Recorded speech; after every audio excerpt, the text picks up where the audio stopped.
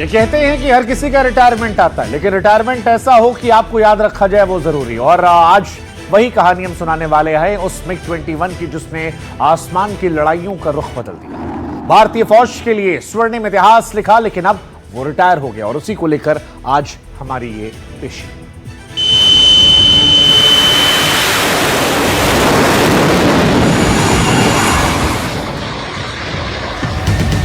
जिसकी गर्जना थी दुश्मन का खाक,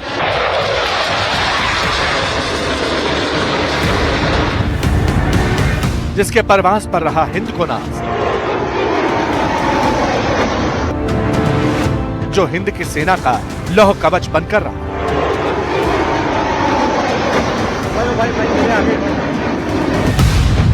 हिंदुस्तान के उस वायुवीर का आखिरी सलाम, जो आसमान का सिकंदर था, हिंद की सेना का शौर्य था।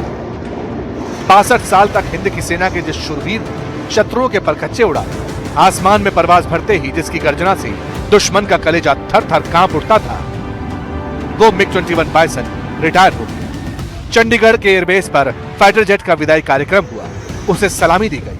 मिग की आखिरी उड़ान यूं रही।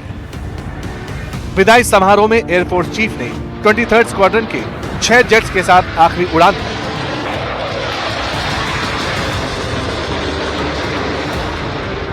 और इसी पल के साथ MiG-21 विमान की सेवाएं आधिकारिक तौर पर खत्म हो गई।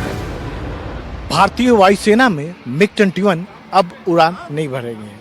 62 साल की सर्विस के बाद इस लड़ाकू विमान को चंडीगढ़ में ही रिटायर कर दिया गया। 1963 में चंडीगढ़ में ही ये लड़ाकू विमान भारतीय वायुसेना में शामिल हुआ था। 62 साल की सर्विस किया। कोई भी जंग की बात कर लीजिए, 1971 की बात कर लीजिए, करगिल की बात कर लीजिए, बालाकोट की बात कर लीजिए, हर जंग में इस जो एयरक्राफ्ट है, जो फाइटर जो है, अपनी बहादुरी का परिचय दिया। MiG-21 फाइटर जेट का इतिहास गौरवमयी रहा है। जिस चंडीगढ़ एयरबेस से विदाई हुई, वहीं से सफर शुरू हुआ था। वो साल 1963 था जब पहली बार भारतीय वायुसेना में MiG-21 को शामिल किया गया। MiG-21 ने कई शानदार ऑपरेशंस में अपने शौर्य का प्रमाण दिया, और इसकी खास वजह यह है कि MiG-21 भारत का पहला सुपरसोनिक जेट था, यानी आवाज की गति से तेज उड़ सकने वाला जहाज। 2230 किलोमीटर प्रति घंटे की रफ्तार से यह उड़ान भरने में सक्षम था। रूस से खरीदा गया था। करीब 11,500 इस जहाज को बने थे ये, और 50 देशों ने इसका इस्तेमाल किया था। लेकिन जितना खूबसूरती से इसका इस्तेमाल या बेहतरीन इस्तेमाल भारतीय वायुसेना ने किया, किसी ने नहीं किया। शुरुआत में ये लड़ाकू विमान बनाया गया था इंटरसेप्टर के लिए, यानी निगरानी के लिए। लेकिन भारतीय वायुसेना ने अपनी ज़रूरत के मुताबिक इस जहाज का रोल लगातार बदलते रहे। तो मैं यहाँ आया हूँ सिर्फ इमोशंस की वजह से, क्योंकि यार MiG-21 हमने फ्लाइंग सीखी है इस जहाज पर। 62 साल सर्व करने के बाद आज भी तैयार है सर्विस के लिए। ऐसे जहाज कहाँ बनते हैं यार, ऐसे महारथी हैं ये एक तरह से। ये इसने जो सेवा की है ना देश की, हमारे लिए प्रोफेशनल्स के लिए बहुत बड़ी दास्तां है। MiG-21 ने पहली बार सोवियत संघ में 16 जून 1955 को आसमान में अपनी पहली उड़ान भरी थी। यह उड़ान उस प्रोटोटाइप की थी जिसे ये-4 के नाम से जाना जाता था, और इसमें डेल्टा विंग का इस्तेमाल किया गया था। भारत में इस विमान को 1964 में भारतीय वायुसेना में शामिल किया गया था, और इसने 1965 के युद्ध में अपनी पहली कार्रवाई में हिस्सा लिया।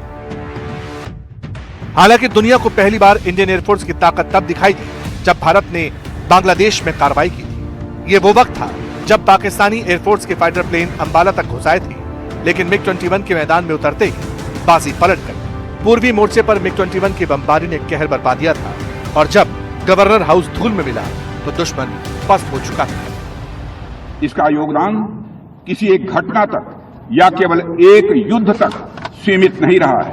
1971 के वार से लेकर कारगिल के युद्ध तक, या फिर बालाकोट एयर स्ट्राइक से लेकर ऑपरेशन सिंदूर तक, ऐसा कोई क्षण नहीं रहा जब MiG-21 ने हमारी आर्म्ड फोर्सेस को जबरदस्त मजबूती न प्रदान की हो।